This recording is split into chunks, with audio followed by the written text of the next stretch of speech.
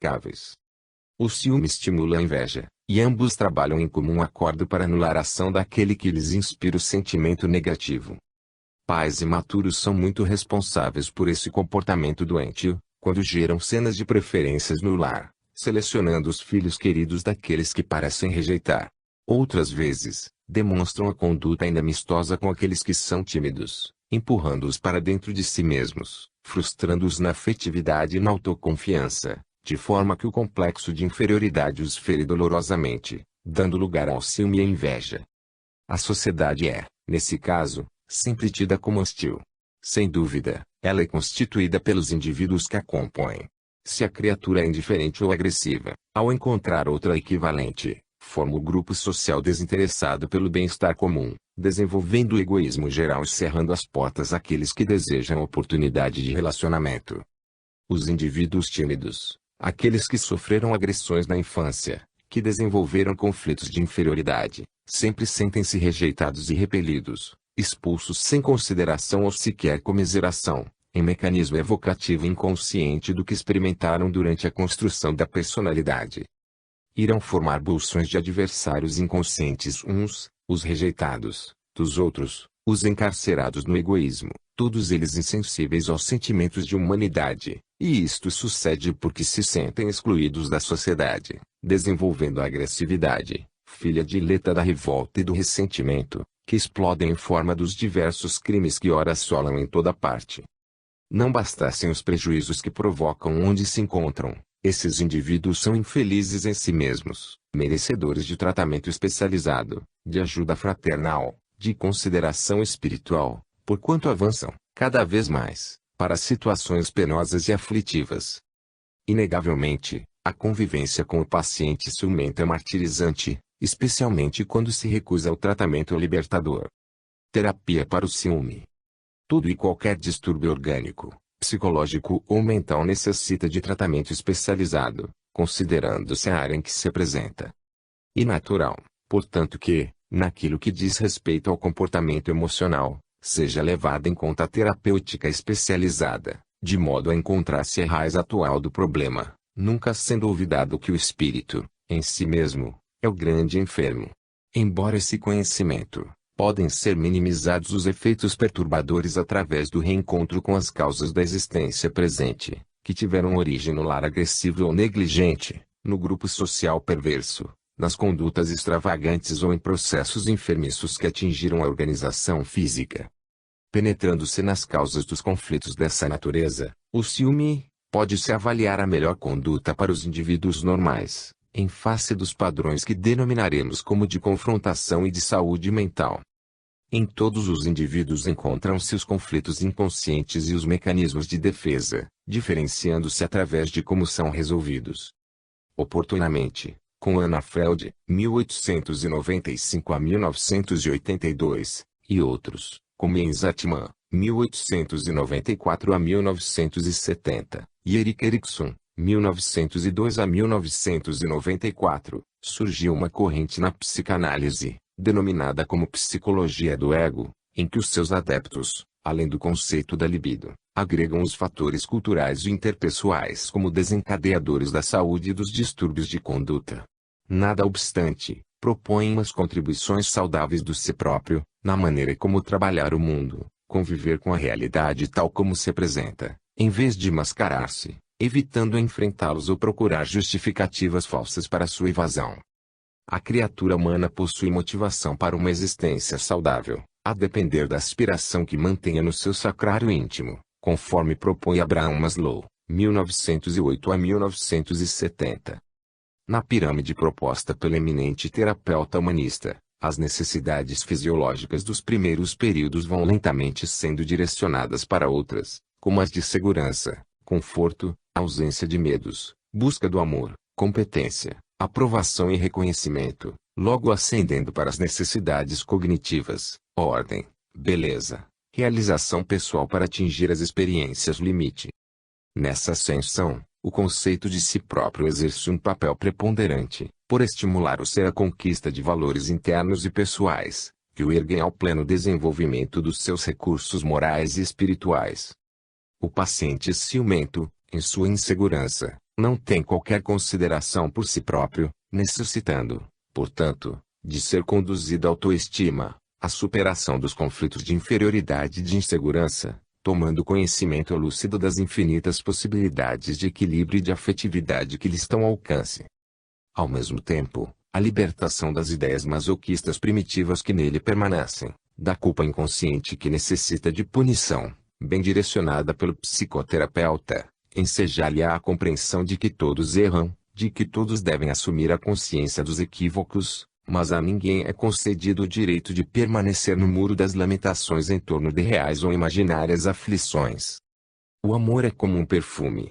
Espraia-se invisível, mas percebido, impregnando os sentimentos que se identificam, facultando saúde emocional e bem-estar a todos. Quando buscado com afã, torna-se neurótico e perturbador, jamais atendendo às necessidades legítimas da pessoa. Por outro lado, a ação fraternal da solidariedade enseja uma visão diferente daquela na qual o paciente encarcera-se, acreditando-se, apenas ele, como pessoa que vive um tipo de incompletude. Nesse ministério da ação caridosa para com os enfermos, em relação às demais pessoas que experimentam diferentes tipos de necessidade, ele se descobrirá naqueles a quem Jesus, o psicoterapeuta por excelência, denominou como os filhos e as filhas do Calvário, por conduzirem também suas cruzes, algumas delas invisíveis aos olhos externos das demais pessoas. A ação de benemerência direcionada ao próximo conduz ao descobrimento de quanto é saudável ajudar, facultando o entendimento dos dramas alheios e, ao mesmo tempo, encontrando solução para os próprios conflitos. Aquele que se dedica à compaixão e à caridade, descobre, deslumbrado, não ser o único sofredor do mundo, e identifica-se com muitos que também estão padecendo, verificando, entretanto, quantos estão lutando com destemor para superar os impedimentos e as dificuldades que os atam à aflição. Essa constatação serve-lhe de estímulo para também procurar a melhor maneira de libertação pessoal. A terapêutica da bondade ao lado da psicoterapia especializada constitui elemento construtivo para a superação do ciúme, porque, nesse serviço, o afeto se amplia, os horizontes alargam-se, os interesses deixam de ser personalistas e a visão a respeito do mundo e da sociedade torna-se mais complacente e menos rigorosa. Amor-terapia, portanto, é indispensável para qualquer evento de desequilíbrio emocional, especialmente por ensejar o intercâmbio com o pensamento divino que se aura através da oração e da esperança. Ansiedade. Psicogênese da ansiedade. São muitos os fatores predisponentes e preponderantes que desencadeiam a ansiedade. Além das conjunturas ancestrais defluentes dos conflitos trazidos de existências transatas, a criança pode apresentar, desde cedo, os primeiros sintomas de ansiedade no medo inato do desconhecido, denominado por John Bowlby como vinculação, e do não familiar. Em realidade, essa vinculação apresenta um lado positivo, que é o de oferecer-lhe conforto e segurança, especialmente junto à mãe, com a qual interage em forma de prazer. Desde o nascimento, havendo esse sentimento profundo, a criança prepara-se para uma sólida interação com a sociedade e demonstra-o, desde o princípio, quando qualquer alegria ou satisfação proporciona-lhe um amplo sorriso, apresentando-se calma e confiante. Quando, porém, isso não ocorre, há uma possibilidade de a criança não sobreviver ou atravessar períodos difíceis, em face do medo inespecífico que seria originado pela ausência da mãe, que os psiquiatras identificam na condição de ansiedade livre e flutuante. O paciente apresenta um medo exagerado, e porque não sabe de quê, fica ainda com mais medo, formando um círculo vicioso. Dessa ansiedade, as aparentes ameaças externas, mesmo que insignificantes, tornam-se-lhe demasiadamente grandes, culminando, na idade adulta, com uma dependência infantil. Quando uma criança é severamente punida pelos pais, que se apresentam como predadores cruéis, há maior necessidade de apego, tornando-a mais dependente, buscando refúgio, neles mesmos, que são os fatores do seu medo. Esse medo do desconhecido, ainda segundo Bowlby, impõe uma vinculação familiar que, ao ser desfeita, amplia a área da ansiedade. Certamente, o fenômeno tem as suas raízes profundas na necessidade de reparação da afetividade conflitiva que vem de outras existências espirituais, quando houve desgoverno de conduta, gerando animosidade, nos atuais pais, e necessidade de apoio, no espírito endividado, que ora se sente rejeitado. A vinculação com o pai produz segurança, a separação proporciona angústia. No período inicial, essa vinculação pode ser transferida para outrem, quando na ausência da mãe. Mais tarde, porém, como a criança já sabe quem é a mãe, não a tendo, chora, perturba-se, inquieta-se, e transfere a insegurança para os outros períodos da existência. Essa ansiedade básica ou fundamental representa a insegurança que resulta de sentir-se a sós, num mundo hostil, em total desamparo, levando-o a um tormento, no qual nunca está emocionalmente onde se encontra, desejando conseguir o que ainda não aconteceu. Como decorrência da instabilidade que a caracteriza, anseia por situações proeminentes, destaques, conquistas de valores, especialmente realização pelo amor, em mecanismos espetaculares de fuga do conflito. A busca do amor faz-se-lhe, então, tormentosa e desesperadora, como se pudesse, através desse recurso, amortecer a ansiedade. No íntimo, porém, evita envolvimentos emocionais verdadeiros, por medo de os perder e vir a sofrer-lhes as consequências. Existe uma necessidade de identificação de pensamentos irracionais que, não poucas vezes, são os responsáveis pelo desencadeamento da ansiedade. Basta um simples encontro, algo que desperte um pensamento automático e irracional, e ela que se faz presente. No inconsciente do indivíduo inseguro existe uma necessidade de autorrealização que, não conseguida, favorece-lhe a fuga pela ansiedade, normalmente produzindo-lhe desgaste no sistema emocional, por efeito gerando estresse no comportamento. Na problemática dos conflitos humanos surge o recalcamento que, segundo Freud, resultaria da ansiedade intensa, de um estado emocional muito semelhante ao medo. Segundo ele, o medo da criança de perder o afeto dos pais leva à ansiedade, que a induz a atitudes de inquietação e agressividade. Considerando-se, ainda, conforme o eminente mestre vienense, que a ansiedade é muito desagradável à criança, ela se esforçará para ver-se livre. Não conseguindo, foge para dentro de si mesma, experienciando a insegurança por sentir-se impossibilitada de reprimir o que a desperta, o ato interdito. Processos enfermiços no organismo físico igualmente respondem pelo fenômeno da ansiedade, especialmente se o indivíduo não se encontra com estrutura emocional equilibrada para os enfrentamentos que qualquer enfermidade proporciona. O medo de piorar, de não se libertar da doença, recuperando a saúde, o receio da falta de recursos para atender às necessidades defluentes da situação, o temor dos comentários maliciosos de pessoas insensatas em torno da questão, o pavor da morte favorecem o distúrbio de ansiedade, que se agrava na razão direta em que as dificuldades se apresentam. A ansiedade é, na conjuntura social da atualidade, um grave fator de perturbação e de desequilíbrio, que merece cuidados especiais, observação profunda e terapia especializada. Desdobramento dos fenômenos ansiosos. A ausência de serenidade para enfrentar os desafios da existência faz que o comportamento do indivíduo se torne doentio, cheio de expectativas, normalmente perturbadoras, gerando incapacidade de ação equilibrada e de desenvolvimento dos valores ético-morais corretos. Ao mesmo tempo, avoluma-se na mente uma grande quantidade de ambições, de desejos de execução ou conquista de coisas simultaneamente, aturdindo, desorientando o paciente, que sempre se transfere de um estado psicológico para outro, muitas vezes alternando também o humor, ora risonho, ora sisudo. A necessidade conflitiva de preencher os minutos com atividades, mesmo que desconexas, diminui a capacidade de observação, confunde-lhe o pensamento e, quando por motivo imperioso vê-se obrigado a parar, amolenta-se, deixando de prestar atenção ao que ocorre, para escorregar pelo sono no rumo da evasão da realidade. Justifica que não está adormecido, mas de olhos fechados, realmente dominado por um estranho torpor, que é fruto do desinteresse pelo que acontece em volta, pelo que sucede em seu entorno, convocando a outras motivações que, não fazendo parte do seu tormento, infelizmente não despertam interesse. O comportamento ansioso, não poucas vezes, é estimulado por descargas contínuas de adrenalina, o hormônio secretado pelas glândulas suprarrenais, que ativam a movimentação do indivíduo, parecendo vitalizá-lo de energias, que logo diminuem de intensidade. Por essa razão, algumas vezes torna-se loquaz, ativo, alternando movimentações que o mantenham em intenso trabalho, nem sempre produtivo, por falta de coordenação e direcionamento. Noutras ocasiões, sofria a inquietação e atormenta-se em estado de mutismo, taciturno, mas interiormente ansioso, tumultuado. Quanto mais se deixa arrastar pela insatisfação do que faz, mais deseja realizar, não se fixando na análise das operações concluídas, logo desejando outros desafios e labores que não tem capacidade para atender conforme seria de desejar.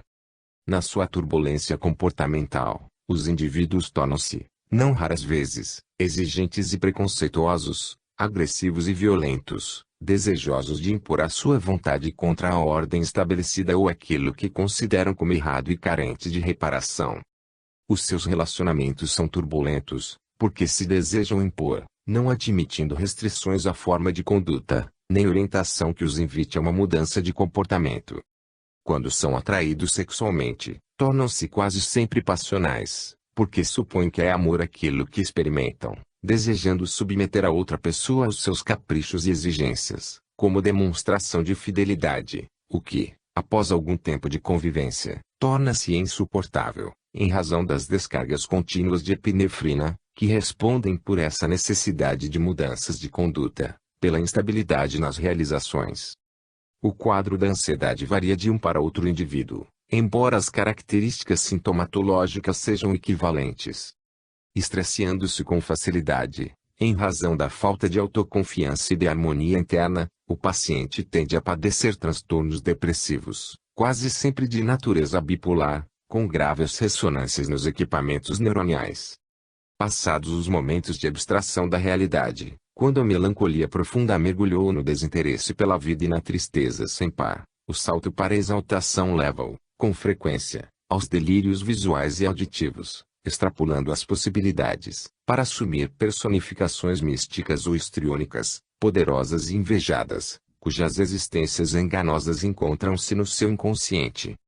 Terminado o período de excitação, no trânsito para o novo submergir na angústia, torna-se muito perigoso, porque a realidade perde os contornos, e o desejo de fuga, de libertação do mal-estar atira nos abismos do autocídio. Desfilam em nossa comunidade social inúmeros indivíduos ansiosos que se negam ao reconhecimento do distúrbio que os atormenta, procurando disfarçar com o álcool, o tabaco, nos quais dizem dispor de um bastão psicológico para apoio e melhor reflexão, nas drogas aditivas ou no sexo desvairado, insaciável, o que mais lhes complica o quadro de insanidade emocional. O reconhecimento da situação abre oportunidade para uma terapia de autoajuda, pelo menos, ensejando receber de imediato o apoio do especialista. Terapia para a ansiedade. Inquestionavelmente, todas as aflições e todos os desapontamentos que aturdem o ser humano procedem do espírito que é, atado aos conflitos que se derivam das malogradas experiências corporais transatas. O self, ao longo das vivências acumuladas, exterioriza as inquietações e culpas que necessitam de ser liberadas mediante a catarse pelo sofrimento reparador, a fim de harmonizar-se. Quando isso não ocorre, o ego apresenta-se estremunhado, inquieto, ansioso. Especificamente no distúrbio da ansiedade, esses fenômenos atormentadores sucedem-se, como liberação dos dramas íntimos que jazem no inconsciente profundo, arquivados nos recessos do perispírito, e afetam o sistema emocional. A terapêutica libertadora que iniciar-se na racionalização do tormento, trabalhando mediante a reflexão e a adoção do otimismo, de modo que lentamente a paciência e o equilíbrio possam instalar-se nas paisagens interiores. Psicoterapeutas hábeis conseguirão detectar as causas atuais da ansiedade, remanescentes das causalidades anteriores, liberando, a pouco e pouco, o paciente, através da confiança que lhe infundem, encorajando para os cometimentos saudáveis. Em alguns casos, quando há problema da libido, o psicanalista poderá reconduzir o indivíduo à experiência da vida fetal, ou da perinatal, ou infantil no lar, destrinçando as teias retentivas em torno da perturbação que não conseguiu digerir no período da ocorrência. Transferindo os medos e as incertezas para o inconsciente, ei-los agora ressumando em forma de ansiedade, que poderá ser diluída após o trabalho de psicanálise nas suas origens. O paciente, no entanto, como responsável pelo distúrbio psicológico, deve compreender a finalidade da sua atual existência corporal, instrumentalizando-se com segurança para trabalhar-se, adaptando-se ao esquema de saúde e de paz, Nesse sentido, as leituras edificantes propiciadoras de renovação mental e emocional, as técnicas da yoga, disciplinando a vontade e o sistema nervoso, constituem valiosos recursos psicoterapêuticos ao alcance de todos. Nunca se esquecer, igualmente, de que a meditação, induzindo a calma e ao bem-estar, inspira a ação do bem, do amor, da compaixão e da caridade em relação a si mesmo e ao próximo, aurindo alegria de viver e satisfação de autorrealizar-se, entregando seus desígnios divinos, ao tempo em que realizará a tarefa de criatura lúcida e consciente das próprias responsabilidades, que descobriu o nobre sentido existencial. A ansiedade natural, o desejo de que ocorra o que se aguarda, a normal expectativa em torno dos fenômenos existenciais compõem um quadro saudável na existência de todos os indivíduos equilibrados. O tormento, porém, que produz distúrbios generalizados, tais, sudorese abundante, colapso periférico, arritmia cardíaca, inquietação exagerada, receio de insucesso, produz o estado patológico, que pode ser superado com auxílio do especialista em psicoterapia e o desejo pessoal realizado com empenho para consegui-lo. As aflições defluentes da ansiedade podem ser erradicadas, portanto, graças aos cuidados especializados, adicionados à aplicação da bioenergia por meio dos passes e da água fluidificada, que restauram o campo vibratório e revitalizam as células. Outros sim, o hábito da oração e o cultivo dos pensamentos dignificadores são o coroamento do processo curativo para o encontro da saúde e da paz. Jesus, o psicoterapeuta por excelência, asseverou no Sermão da Montanha, Mateus 5,4, bem-aventurados os que choram, recuperando-se das culpas e das mazelas porque eles serão consolados. Crueldade. Psicogênese da crueldade. Na raiz da crueldade existe um transtorno profundo da personalidade. Essa alienação perversa origina-se em conduta criminosa vivenciada em existência pretérita, quando o espírito, sentindo-se injustiçado por não entender as leis de equilíbrio que vigem no cosmo, tomou a adaga da falsa justiça e desforçou-se de quem acreditou ser responsável pela sua desdita. Possivelmente o crime não foi desvelado, ficando, no agressor, as marcas do sentimento perverso que ora ressumam em crueldade. Também é provável que a justiça haja descoberto o homicida e tenha o levado ao tribunal para prestar contas à sociedade, após o que lhe foi aplicada a punição compatível, conforme os cânones legais. Nada obstante, em vez de Calceta utilizar-se da corrigenda para o refazimento emocional, descambou pelos sombrios corredores da revolta e, no convivência com outros companheiros igualmente desditosos, introjetou o veneno do ódio, mas infelicitando-se. Na atualidade, encontram-se-lhe assinaladas na conduta as reações de mágoa e de vingança contra a humanidade, que passou a detestar. Convidado ao renascimento, imprimiu nos tecidos sutis do cérebro as impressões grotescas que lhe influenciam as conexões neuroniais, dando lugar a uma personalidade alienada, insensível, hedionda.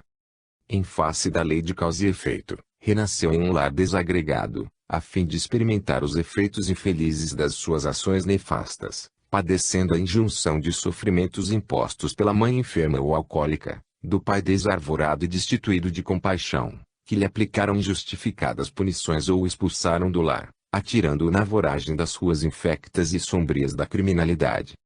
Sobre outro aspecto, num ambiente mais róseo, econômica e moralmente, desenvolveu a inveja e a amargura, não conseguindo superar a inferioridade espiritual que o precipitou novamente nos desvãos da perversidade, cultivando desdém contra as demais criaturas, desejando crivá-las de espículos dolorosos.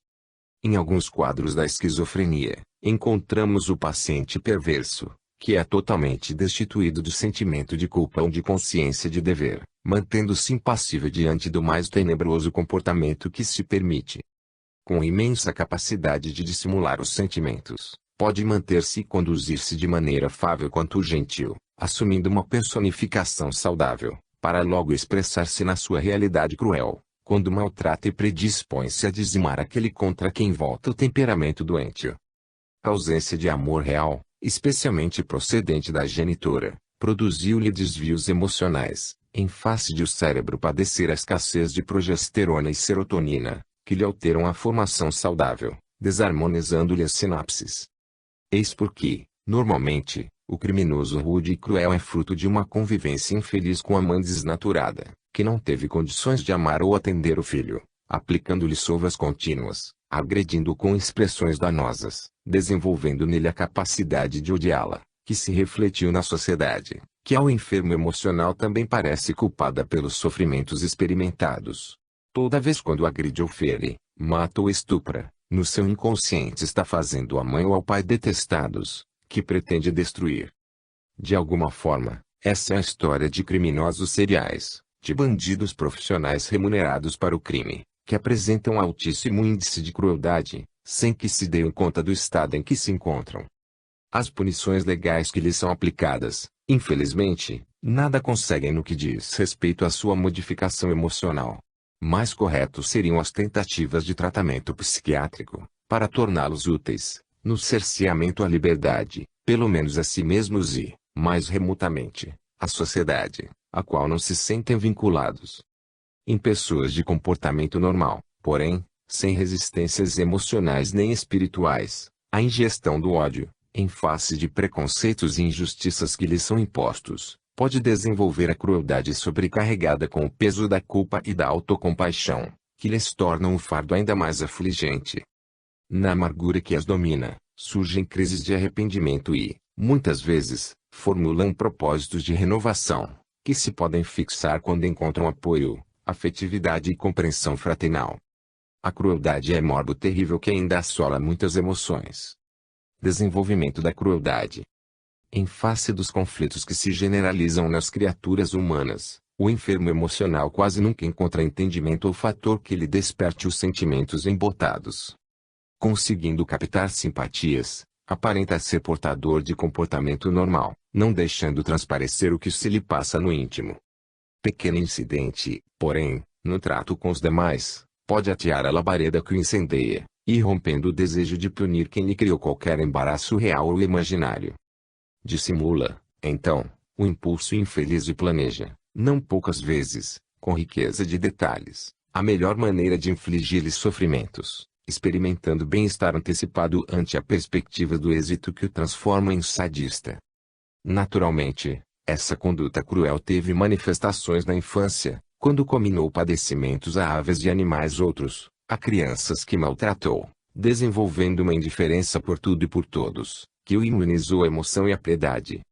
Diferindo de outros psicopatas, não foge ao convívio social, que no íntimo despreza, para poder estar mais próximo das futuras presas que elege, motivado pela inveja, pelo despeito ou simplesmente porque se encontra ao lado de alguém, que está no momento errado, no lugar equivocado. Quanto mais se aplica a crueldade, o doente mais adquire habilidade para ocultá-la e torná-la pior, ela alcançando níveis perversos impensáveis pela mente saudável. Surpreendido, nos primeiros tentames, não tem explicação plausível para a morbidez, nem justificativa coerente para a ação nefária.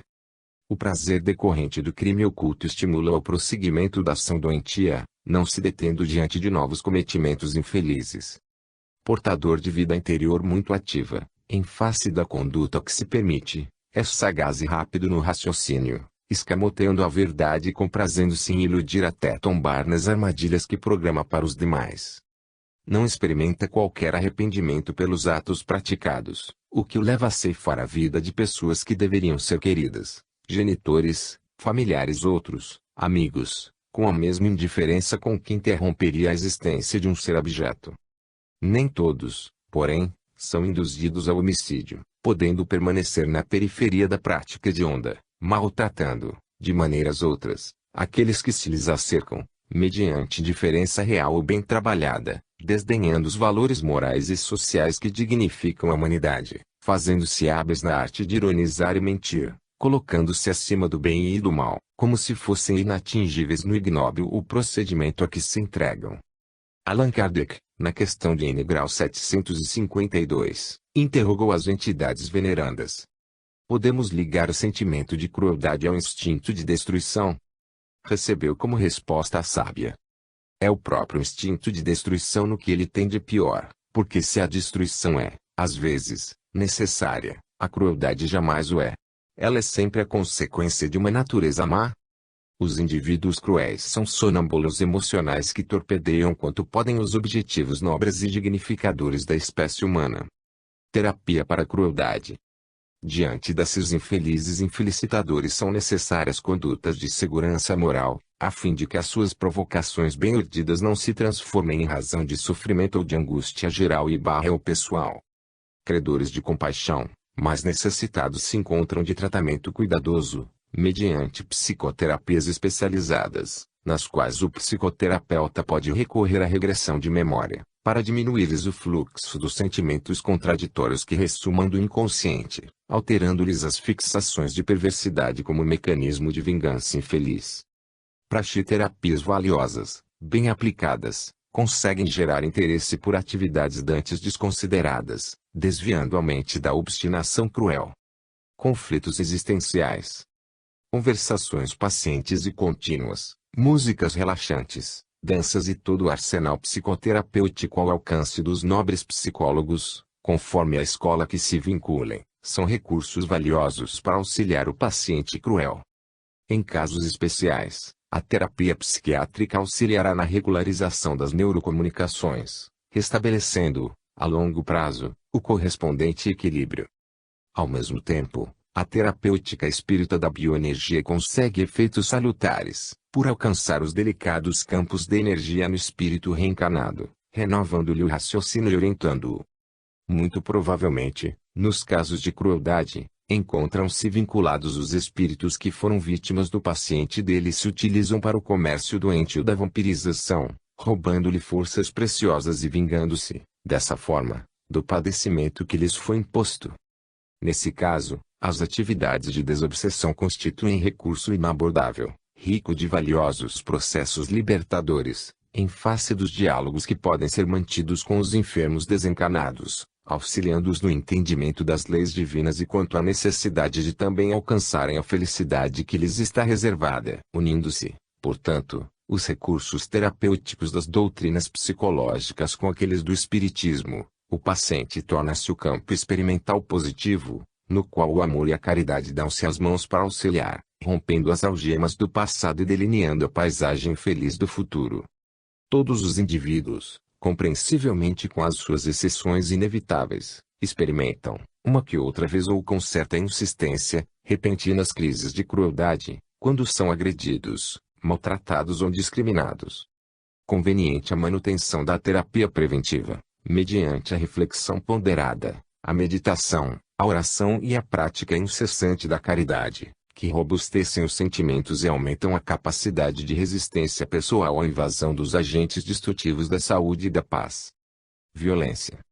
Psicogênese da violência. No processo antropossociopsicológico da evolução, o princípio espiritual adquire experiências, emoções e conhecimentos através do trânsito pelos diferentes reinos da natureza, nos quais desabrocham os recursos divinos que se lhe encontram em germe. Dormindo no mineral, lentamente exteriorizam-se-lhe as energias de aglutinação molecular, ampliando as possibilidades no despertar do vegetal, quando crescem recursos de sensibilidade, a fim de liberar os instintos no trânsito animal, desabrochando as faculdades da inteligência, da razão, da consciência na fase humana, e avançando para a conquista da intuição, que se dá no período angélico. Em face das centenas de milhões de anos transitando nas experiências rudimentares, transfere, naturalmente, de uma fase para outra as conquistas logradas, ampliando as possibilidades de desenvolvimento na imediata, em que superam os impositivos anteriores, para esculpir as novas aquisições. No salto das expressões animais para o ciclo de humanidade, durante muito tempo tem lugar a fixação dos instintos e dos automatismos fisiológicos, que se transferem para a manutenção da existência, enquanto eclodem as faculdades superiores da vida, que se encarregarão de liberar-se das constrições penosas do primarismo. Esse estágio, o trânsito entre a fase anterior, instintiva, e a que se apresenta, consciência, caracteriza-se por uma predominância poderosa dos hábitos automáticos e dos fenômenos de defesa e preservação da vida, pela predação inconsciente que mantém o espírito violento, agressivo. Em alguns casos, ocorrem os fenômenos do medo de enfrentamentos e a permanência das paixões vigorosas portadoras de caráter competitivo, defensivo e agressivo, que desencadeiam a violência. Há demoradas discussões médicas em torno da questão da violência e da saúde, constantes estudos epidemiológicos procurando encontrar criminosos que apresentem distúrbios mentais, havendo-se chegado à conclusão, quase generalizada, de que a insanidade psíquica não seria responsável pela alta incidência de ocorrências criminosas. Somos, no entanto, de parecer que as tendências biológicas, enfoque também biopsicológico, levam à violência, que se apresentaria como decorrência de componentes biológicos e psicológicos descompensados, resultantes das gravações das heranças espirituais no cérebro do indivíduo. Os fatores sociais apresentar-se-iam como decorrência das condutas no contexto da sociedade. Caracteres morais sem resistência diante de discriminações impostas por circunstâncias sociais ou econômicas, sempre injustas, estimulam a reação pela violência, recurso audacioso de que os fracos se utilizam para impor-se, superando os conflitos daquilo que consideram como inferioridade, que é espicaçada pela perversidade de leis impiedosas ou pela sociedade egoísta e indiferente. E natural que a criatura humana seja dirigida pelas suas paixões, enquanto nela prevalecem os remanescentes ancestrais do processo evolutivo. Não conseguindo aquilo a que aspira de uma forma pacífica, apela para a violência, pouco dependendo de forças físicas, no que os muito fracos podem vencer os fortes ou os menos inteligentes superam os lúcidos e cultos, graças aos ardis do instinto predador de que são possuidores. Em tal conjuntura, o paciente pode ser considerado como portador de personalidade antissocial que, segundo o Código Internacional de Doenças, CID-10, trata-se de um transtorno de personalidade caracterizado por um desprezo das obrigações sociais e falta de empatia para com os outros. Representaria um considerável desvio conflitivo entre a conduta e os critérios estabelecidos, tornando-se difícil de ser corrigido, mesmo que sob injunções penosas, quais as de correção ou de punição, ou mesmo no defrontar de situações profundamente adversas. Nem todos os autores consideram o paciente violento como portador de personalidade antissocial. Como, porém, nele existe uma baixa resistência às frustrações, às lutas, aos desafios, com tendência de culpar os outros ou de tornar-se radical diante de quaisquer ocorrências ou conceitos em que se apoie, termina por voltar-se contra a sociedade que hospeda, transformando-se em portador de um transtorno amoral ou associado da personalidade. Por sua vez, o Manual de Diagnóstico e Estatística de Doenças Mentais, DSM, elucida que se pode identificar o portador do transtorno da personalidade antissocial, graças a um padrão invasivo de desrespeito e violação dos direitos dos outros, que se inicia na infância ou começo da adolescência e continua na idade adulta. O indivíduo em curso nessa definição é incapaz de sentir remorso, como ocorre com os portadores de crueldade, igualmente caracterizados pelo transtorno antissocial da personalidade, sendo que são conscientes do que fazem, no entanto, permanecem totalmente irresponsáveis. Quando não se apresentam indiferente às consequências dos seus atos, executam um mecanismo de realização superficial para justificar a ação criminosa, quando esta ocorre, ou maltrata, furta, rouba outrem, não apresentando qualquer sentimento de culpa. Sempre se crê portador de razão, justificando que os outros são imbecis, havendo recebido o que merecem da vida. Nunca procura modificar a conduta ou receber assistência que o conduziria ao equilíbrio moral e social. Desenvolvimento da violência. O cinismo é uma expressão que caracteriza a conduta do indivíduo violento, que surge no período infantil, quando patológica, prolongando-se pela adolescência, em que revela os pendores agressivos com mais intensidade, assim alcançando a idade adulta, sem uma adaptação equilibrada ao meio social. Esse tipo de sociopatia faculta ao paciente uma existência egocêntrica, conduta teatral, superficial, sem controle da impulsividade, possuidor de muita leviandade, ausência de sentimentos fraternos em relação às demais pessoas, acreditando-se portador de valores que realmente não tem.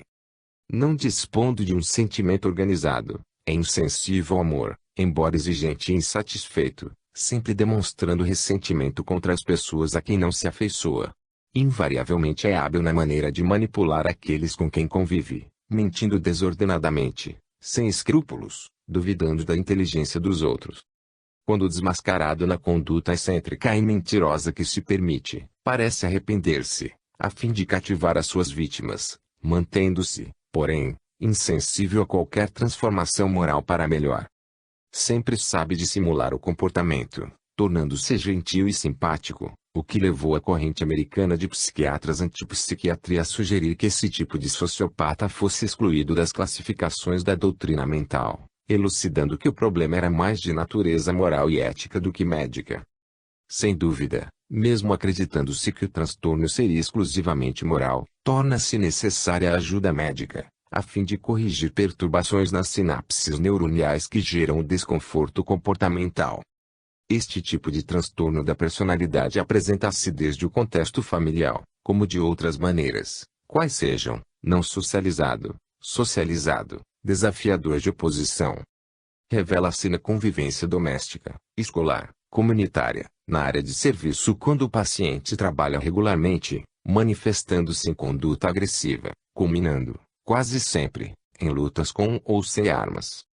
Quando não se pode disfarçar naqueles que considera como adversários, maltrata os animais, as plantas, destrói objetos pertencentes aos que tem como desafetos, de forma que produza mal-estar, ou entrega-se a verdadeiros comportamentos de vandalismo, que podem levar a lamentáveis ações de terrorismo covarde, qual vem ocorrendo na atualidade.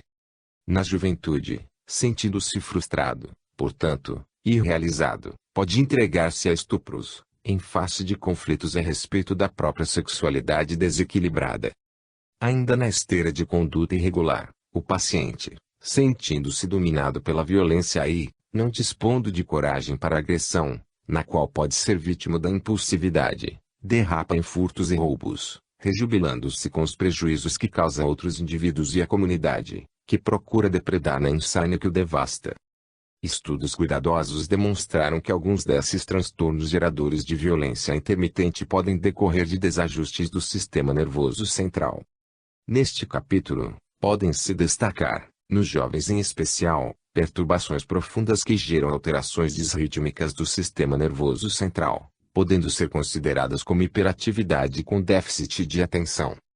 Desajustando-se, cada vez mais, o paciente pode tombar num transtorno psicótico com delírios, que o leva a ações criminosas hediondas, sem dar-se conta do total desequilíbrio que o devasta. Esse tipo de delírio é, quase sempre, de natureza persecutória, a mania de perseguição, em legítimas crises de paranoia, quando se sente acossado por pessoas ou grupos que se organizam com o fim de destruí-lo, por não o amarem, em razão de ele estar programado para ações humanitárias e salvadoras da sociedade.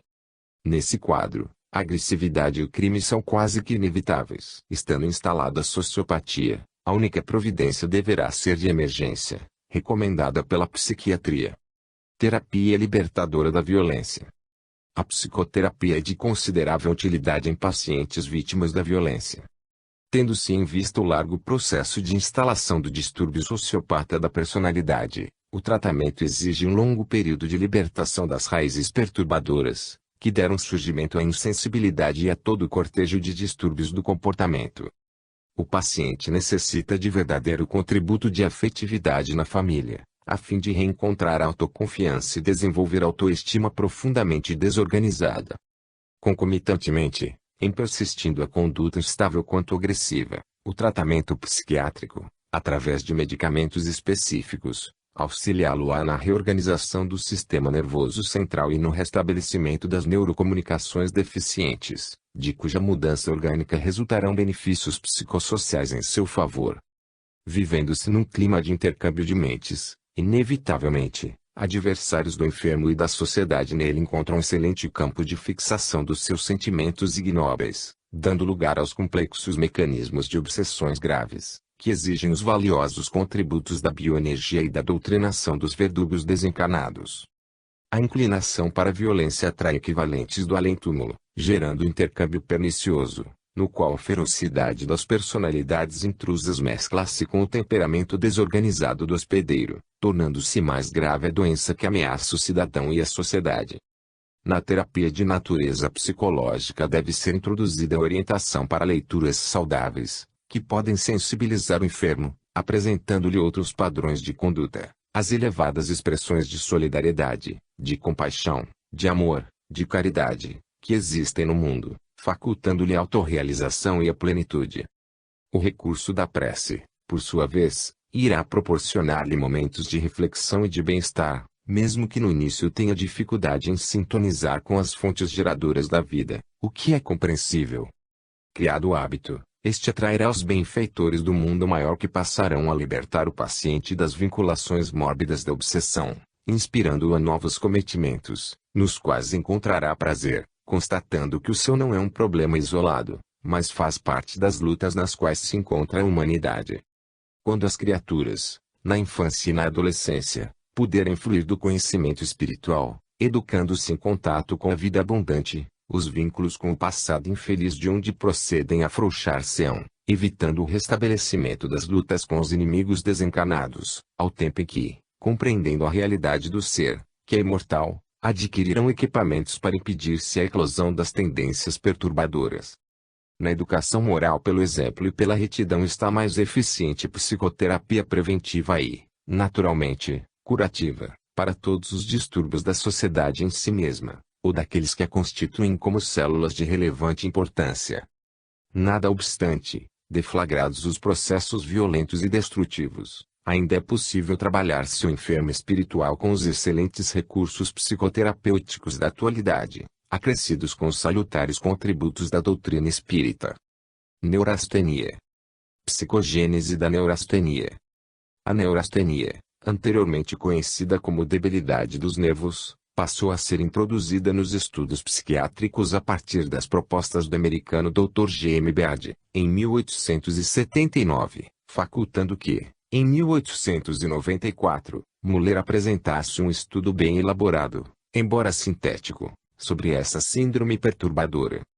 Ainda no século XIX, o Hermitier definiu o extremo cansaço de qualquer natureza, físico, emocional e mental, como responsável pelo desencadeamento desse transtorno neurótico. Vivia-se, então, o período dos estudos da histeria, havendo merecido de Pierre Janet e outros estudiosos, associá-la, bem como seus efeitos, à disfunção orgânica geradora do processo de conversão.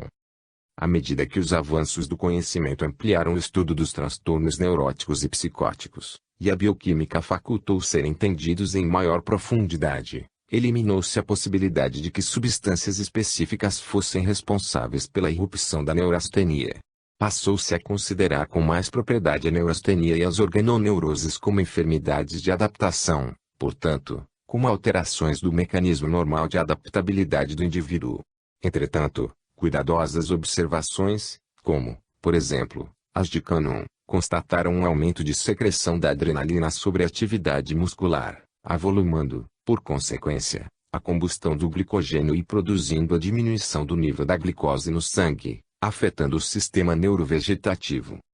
Acredita-se, dessa forma, que a neurastenia resulte de uma espécie de fuga da realidade, como exclusão inconsciente do paciente em relação aos fracassos pessoais, as realidades de natureza perturbadora.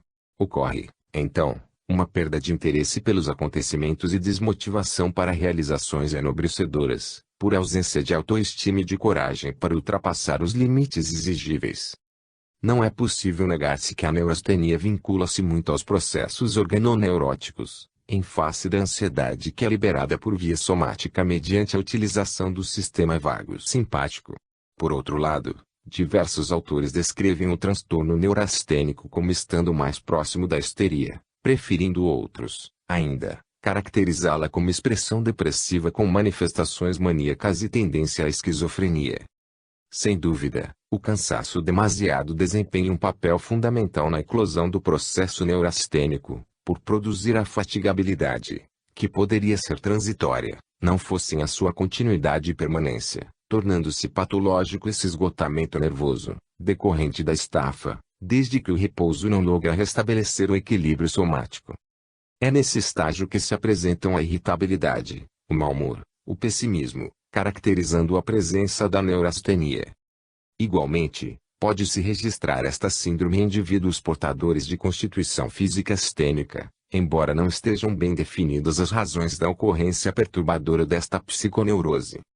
Por certo, não se trata somente do excesso de atividade em si mesmo, mas da forma como o trabalho é desenvolvido, das motivações que o promovem, das compensações que faculta. Deflui das frustrações que se ocultam no inconsciente e propelem aos esforços exagerados. Noutras vezes, são a culpa decorrente da insatisfação, da necessidade de autorrealização, mas destituída de autoconfiança em relação ao seu êxito, ou da imposição exibicionista de aparecer, como também da timidez que necessita de proteção, mesmo que inconsciente. Quando o móvel do trabalho é idealista e planificador, os estímulos emocionais diluem a estafa ou facilitam a renovação de forças, sem que o cansaço desarticule os equipamentos do sistema vago vegetativo. Na nosologia da neurastenia, a ansiedade é responsável pela incompletude do paciente que trabalha com afã e, mesmo quando em repouso, permanece em agitação, acreditando-se defraudador do tempo e de conduta irresponsável. Estudos cuidadosos revelaram a ação da adrenalina secretada pelas glândulas suprarrenais como desencadeadora de distúrbios glicêmicos, que poderiam apresentar-se em síndrome neurastênica. Incontestavelmente, porém, é o espírito e não o corpo responsável pelo distúrbio, em face da culpa decorrente da ociosidade e da extorsão de outras vidas em existências pretéritas, agora gerando os processos de recuperação através do refazimento doloroso. A instabilidade emocional em forma de labilidade impele-o ao trabalho descontrolado que o atormenta, quando deveria ser-lhe terapêutico. As consequências da neurastenia são destrutivas, quando não tratadas com eficiência, tornando-se crônicas. Carrega um vasto contingente de conflitos embutidos, e principalmente os derivados da insatisfação. Desenvolvimento da neurastenia. A ansiedade mórbida surge em qualquer período da existência humana. À medida que se instala, irrompem os sintomas inquietantes, dentre os quais a irritabilidade se destaca. Podem surgir acompanhados de inapetência ou glutoneria, esta última na condição de fuga do conflito interno não detectado pelo consciente. Com o tempo, os episódios de insônia ou de interrupção do sono aumentam de intensidade, tornando as noites do paciente desagradáveis e o despertar angustiante, exaustivo. À medida, porém, que o dia avança, ocorre uma melhor adaptação, culminando com certo equilíbrio ao entardecer. Conflitos existenciais. Há sempre uma hiperfatigabilidade, preocupação demasiada com a saúde, insegurança no comportamento. No homem, os efeitos podem expressar-se também como impotência sexual, enquanto que, nas mulheres, ocorrem as dismenorreias. Surgem, quando em estado mais avançado, o processo patológico, paresias e complexidades nervosas que atormentam o enfermo. Sem orientação, ou desprezando-a quando a tem, mais ansiedade acrescenta às suas ações e atividades, piorando o quadro. Os relacionamentos fazem-se difíceis em face do mau humor do enfermo e certa dose de pessimismo e desconfiança que se entrega. Podem-se acrescentar processos físicos de perturbação orgânica, como estracístoles, debilidade de forças, sudorese fria e abundante, pulsação irregular, sempre sob a injunção da ansiedade mórbida. A neurastenia é síndrome grave que se avoluma no organismo social, devorando belas florações da esperança humana. Confundida com transtornos neuróticos, mereceu de Freud, quando da análise destes últimos, o conceito de que se trata de uma repressão incompleta pelo ego de impulsos do idem impulso, quando reprimido, ameaça, embora a repressão procure impedir a sua irrupção na consciência e na conduta. Nas tentativas de defender-se de novos impulsos, toma corpo a conduta neurótica buscando de alguma forma a substituição deles, em esforço contínuo para afastá-los totalmente. Considerando os critérios de duração e de intensidade, Freud classificou as neuroses, em face do conflito desencadeador e da espécie de constituição. Mesmo nesses casos, na essência de qualquer conflito está o espírito insatisfeito com a conduta, assinalado pelo sofrimento decorrente do erro que necessita ser reparado, a fim de que haja o equilíbrio da consciência, portanto, a liberação da culpa nela embutida. Na larga jornada evolutiva, as experiências dolorosas assinalam o ser por largo período, produzindo dificuldades de compreensão das finalidades essenciais e nobres da vida. Com o decorrer e o vivenciar de novas experiências, tornam-se muito complexas as ocorrências que devem ser trabalhadas, dando lugar aos conflitos que se transferem de uma para outra reencarnação, gerando distúrbios de comportamento, indecisão, timidez, angústia, transtornos neuróticos, que o trabalho paciente da psicoterapia e da renovação pessoal logram superar. Nas análises das reencarnações sucessivas encontram-se as melhores respostas para toda sorte de perturbação e de impulsos incontroláveis que aturdem os seres humanos. Quando falta o interesse por uma existência feliz e o discernimento para compreender e realizar o melhor método em favor de uma trajetória feliz, o indivíduo estorcega nas vascas da agonia, sem confiança nem paz, que lhe facultem prosseguir nos empreendimentos abraçados ou por abraçar de forma realizadora. A astúcia, que caracteriza o primarismo do ser humano, é responsável por atitudes infelizes que supõem compatíveis com os objetivos de lograr resultados satisfatórios, utilizando-se de recursos ignóbeis para os conseguir. Acreditando, o astuto, na ingenuidade alheia ou na sua ignorância em torno dos métodos utilizados, olvida-se de que a própria consciência torna-se o juiz reto que não pode ser ludibriado e que sempre impõe as punições reparadoras como recurso de tranquilidade. Eis porque assomam tormentos e inquietações que parecem não ter procedência, quando, em realidade, são o ressumar dos comportamentos morais negativos que lhe se permitiu. Terapia para neurastenia. A psicoterapia é portadora de excelente arsenal de recursos para atender o paciente neurastênico. Inicialmente, torna-se indispensável que o mesmo reconheça o estado em que se encontra e opte pela ajuda que lhe será valiosa, predispondo-se à aceitação do tratamento.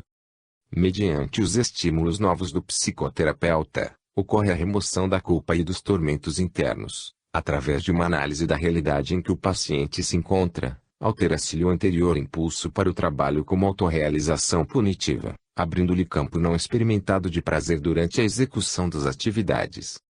E o que ocorre com os cientistas, artistas, estudantes, buscadores de ideais e concretizadores de sonhos, que se entregam a esforços sobre-humanos, às vezes, sem que a estafa exaustiva tome conta das suas energias. Experimentado o cansaço, o natural repouso proporciona o renovar das forças, facultando o prosseguimento das atividades abraçadas. No caso de neurastenia, a terapêutica psicológica substitui perfeitamente a de natureza psiquiátrica, devendo-se evitar as recomendações para o uso de drogas químicas, exceto quando o quadro se apresentar caracterizado por transtornos mais graves em trânsito para queda em alienação esquizofrênica. A conversação com o psicoterapeuta, que deverá infundir confiança, pesquisando as causas dos conflitos culpa, insatisfação, frustração, exibicionismo, ensejará a aceitação da própria realidade e emulará na renovação dos conceitos existenciais favoráveis ao bem-estar. Como podem suceder recidivas, o que, muitas vezes, sucede, o psicoterapeuta deverá recorrer ao encorajamento constante do paciente, sem exageros, como aqueles que transformam o distúrbio em quesito de menor importância, bem como aos ideais de enobrecimento pessoal, de maneira que passe a experimentar alegrias sem agitação a que se entregava, e na qual parecia satisfeito. Nesse processo de recuperação, fazem-se valiosos os recursos espíritas da bioenergia, sob todos os ângulos considerada, de forma que ocorra a renovação interior e se robusteçam as disposições íntimas para a saúde. O paciente neurastênico espera sempre encontrar compreensão de todos, familiares, amigos, colegas de trabalho, sociedade. O que nem sempre é possível, tendo em vista as dificuldades que assinalam as demais pessoas. No entanto, é sempre viável a cooperação fraternal daqueles que estão próximos do enfermo, laborando com ele em favor da sua recuperação. No atual contexto social, quase todas as pessoas se defrontam com dificuldades e enfrentam desafios para os quais não se encontram psicologicamente preparadas, sofrendo os efeitos danosos e tendo problemas para superá-los. As propostas da doutrina espírita, em forma de psicoterapia em grupo, atendem perfeitamente às necessidades humanas, individuais e coletivas, iluminando as consciências, amparando os sentimentos e orientando a razão para os rumos libertadores da paz e da autorrealização. Com essa visão diferente a respeito do mundo transitório e a certeza da imortalidade do espírito, os horizontes a serem conquistados ampliam-se e incomparável alegria toma conta do indivíduo, que atravessa a estreita passagem por onde deambula, antegozando a esplendorosa paisagem do futuro. Desse modo, o paciente neurastênico adquire autoconfiança, e o repouso torna-se-lhe refazente, gratificante, permitindo que os fenômenos de perturbação cedam lugar ao equilíbrio e instala-se-lhe a saúde emocional. Drogadição. Fatores causais da drogadição. A drogadição constitui, na atualidade, um dos mais graves problemas de saúde mental e orgânica, em face das substâncias tóxicas que exercem sobre o sistema nervoso um predomínio perturbador. Neste caso,